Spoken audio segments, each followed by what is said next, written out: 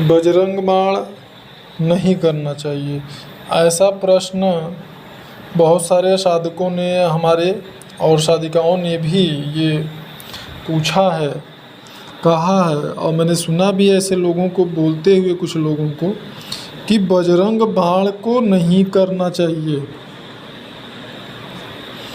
और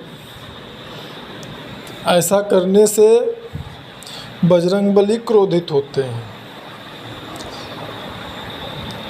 और तो बहुत सारी भ्रांतियां हैं। बहुत सारे लोग तो कहते हैं कि महिलाओं को तो बजरंगबली की पूजा ही नहीं करनी चाहिए, और बजरंग बाण की तो बात ही अलग है। तो बजरंग बाण के लिए मना कौन करता है? सबसे पहले मैं आपको ये बता दूं, बजरंग बाण के लिए सिर्फ मना ऐसे लोग ही कर सकते हैं जिनको कि बजरंग बाण पढ़ने से खुद उन्हें तकलीफ़ हो, खुद उनको दिक्कत होती है।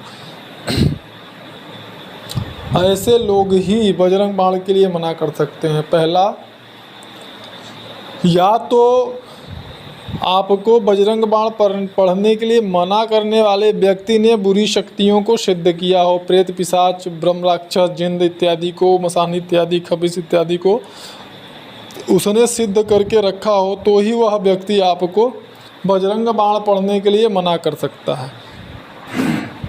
दूसरा,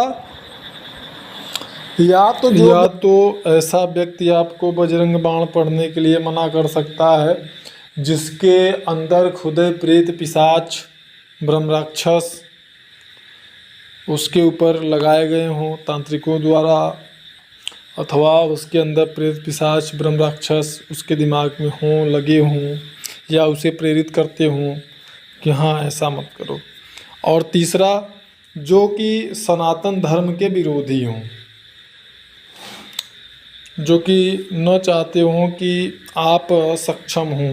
क्योंकि बहुत सारे लोग ऐसे भी समाज में देखे गए हैं जो कि आपको उस लायक ही नहीं बनने देना चाहते हैं कि आप जो है स्वयं अपनी सुरक्षा इस प्रकार से कर सकें बुरी शक्तियों से। क्योंकि उनका जो दुकान है और बाज़ार है वो परेशान लोगों के ही कारण चलता है। इस प्रकार से जो तंत्र बाधा से परेशान होते हैं, ऐसे लोगों के द्वारा ही उनका दुकान और व्यापार चलता है। तो जब आप स्वयं सक्षम हो जाएंगे, या इस प्रकार की जो विधियां हैं, इस प्रकार के जो बजरंग बाण या कवच या इत्यादि जो भी स्त्रोत इत्यादि हैं, अगर इससे लोग स्वयं अपनी सुरक्षा करने लगेंगे तो फिर उनके पास जाएगा कौन? और अगर उनके पास कोई नहीं जाएगा तो फिर उनका व्यापार दुकान कैसे चलेगा, उनकी रोजी रोटी कैसे चलेगी? इसीलिए आपने देखा होगा जितने भी लोग ये धाम और सरकार चलाने वाले जितने भी लोग हैं, कहीं भी आप जाइए लेकिन वहाँ पर आपको ये नहीं कहा जाता है कि आप बजरंग बाण करिए अथवा यह स्तोत्र करिए अथवा वह पाठ करिए जिसके द्वारा कि आपकी सुरक्षा हो, स्वयं आप अपनी सुरक्षा कर पाने में सक्षम हो।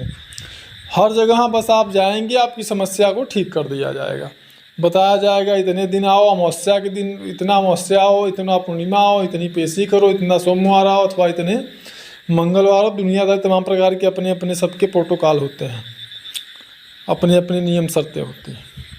तो इस प्रकार से लोग आपको भ्रमित करते हैं ताकि समाज जो है वह जागरूक ना हो।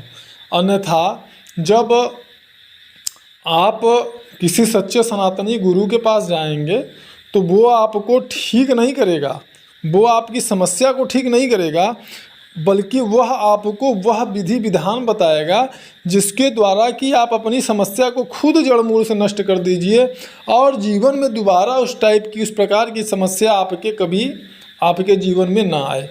तो ऐसा वो आपको रास्ता बताएगा जिससे कि उस और ज़्यादा विस्तार हो, ताकि आप भी दूसरों को वो चीज़ बताएं। ये बताएगा, न कि आपकी समस्या को ख़त्म कर देगा।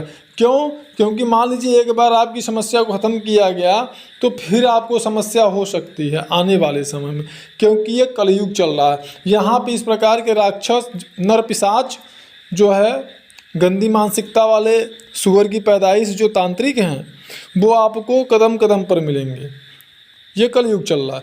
तो आपको उस सामर्थ्य को स्वयं प्राप्त करना होगा कि इन लोगों की जो है आप खुद इन लोगों की मैयत को निकाल सकें।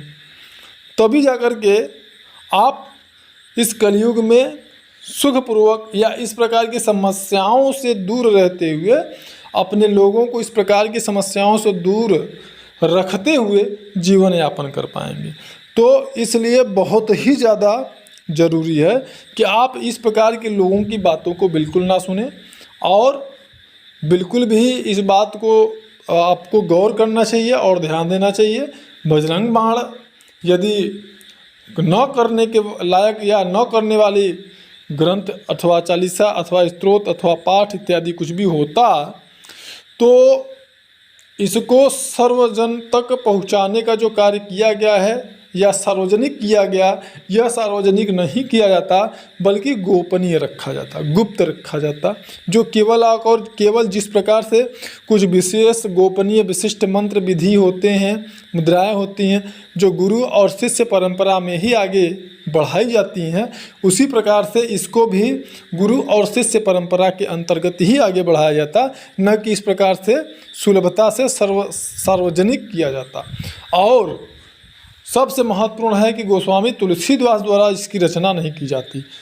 गोस्वामी तुलसीदास से अगर ज़्यादा श्रेष्ठ और ज़्यादा महत्वपूर्ण व्यक्ति यह कहे कि हाँ इसका जो है हमको पाठ नहीं करना चाहिए, तो बिल्कुल आप स्वीकार कर लीजिए। लेकिन अगर उस व्यक्ति की वह अहमियत नहीं है, हैसियत नहीं है, उसकी योग्यता वो नहीं है, तो फिर ऐसे व्यक्ति की बिल्कुल बात नहीं माननी चाहिए। तो बिल्कुल बजरंग बाण करिए और नियमित करिए। धन्यवाद।